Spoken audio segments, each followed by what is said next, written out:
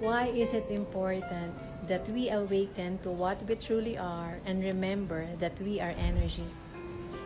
We are not mere human beings, but rather we are energy, presently having a temporary human experience.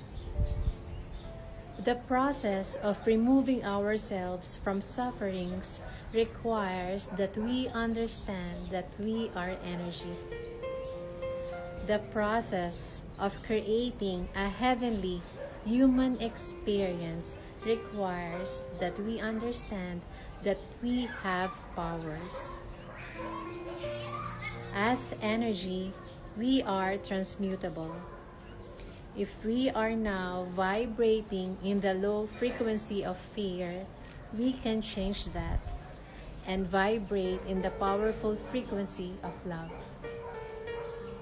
As energy, we have powers to move matters. We can remove ourselves from a place of fear into a place of joy and peace.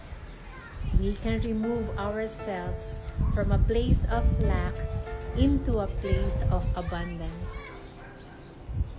All we have to do first is awaken and remember what we truly are. We are energy.